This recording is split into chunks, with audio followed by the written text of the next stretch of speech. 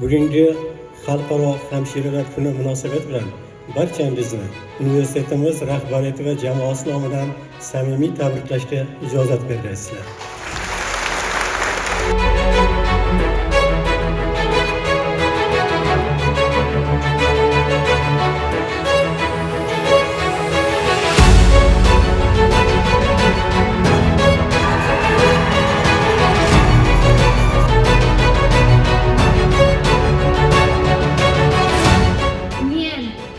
Tibbiyot faoliyatimga kirishar ekanman.